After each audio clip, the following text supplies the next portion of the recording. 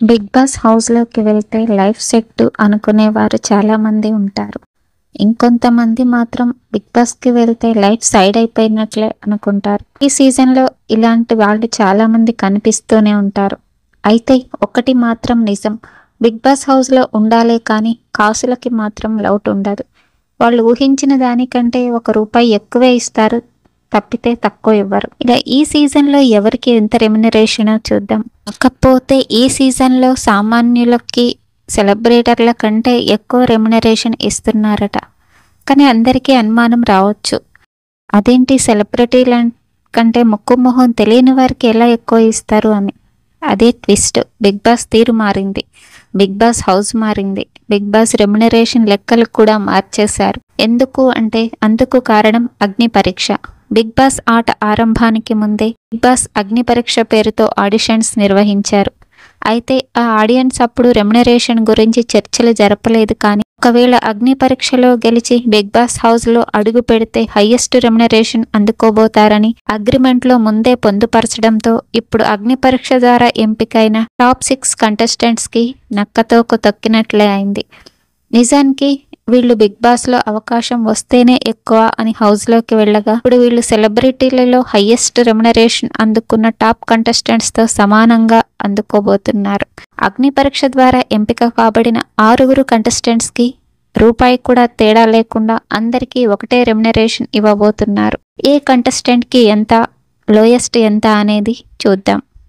Big boss remuneration అనేది ఏదో జీతం పడినట్టుగా ఒకేసారి అకౌంట్లో పడిపోదు. వాటిలో కొన్ని కటింగ్స్ ఉంటాయి. సాధారణంగా వారం లెక్కన ఇస్తాడు బిగ్ బాస్. అవి కూడా వారం పూర్తవగానే వచ్చి అకౌంట్లో పడిపోవు.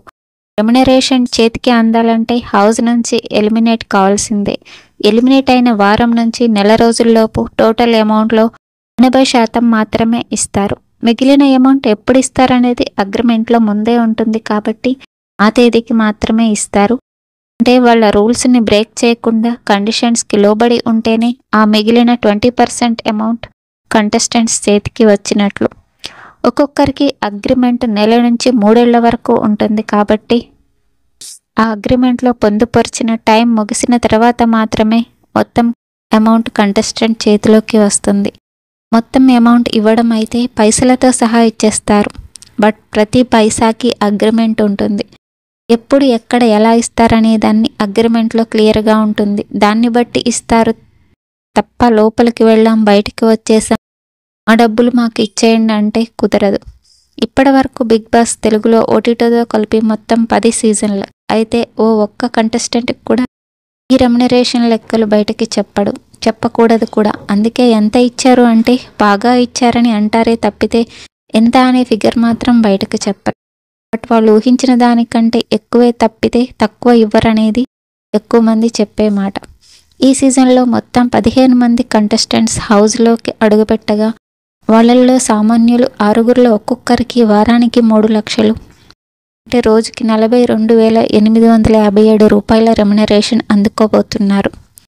బిగ్ బాస్ అగ్ని పరీక్షలో వీళ్ళ రెమ్యునరేషన్ కేవలం 10 నుంచి 15,000 కాగా టాప్ 13కి చేరిన అగ్ని పరీక్ష కంటెస్టెంట్స్కి వారానికి 60,000 చొప్పున రెమ్యునరేషన్ అందుకోబోతున్నారు. వీళ్ళలో 6 ఇప్పుడు బిగ్ బాస్ హౌస్లోకి అడుగుపెట్టడంతో రెట్టింపు కాదు, దానికి 5-6 రెట్లు ఎక్కువ రెమ్యునరేషన్ అందుకోబోతున్నారు. హౌస్లో ఉన్న మొత్తం 15 మంది కంటెస్టెంట్స్ రెమ్యునరేషన్ వివరాలు ఎలా అంటే రీతు చౌదరి 3 lakhs, సృష్టి వర్మ 3 lakhs. ఇది ఒక వారానికి. సీరియల్ నటుడు Bharani 2,25,000, heroine Sanjana 2,25,000, heroine Asha Saini 2,25,000, comedian Emmanuel 2 lakhs, comedian Suman Shetty 2 lakhs, Tanuja Gowda 2 lakhs, Ramu Rathod 2 lakhs, mask man Harish 3 lakhs, Thammu Srija 3 lakhs, army Pavan Kalyan 3 lakhs, మర్యాద Manish 3 lakhs, డిమాన్ Pawan 3 lakhs, Priya Shetty 3 lakhs. ఇలా వీళ్ళ రెమ్యునరేషన్ ఉండబోతోంది. వీళ్ళలో మీ ఓటు ఎవరికో, మీకు ఏ కంటెస్టెంట్ నచ్చారో కామెంట్ చేయండి. ప్లీజ్ లైక్ చేయండి, షేర్ చేయండి, సబ్స్క్రైబ్ చేయండి. Thank you for watching.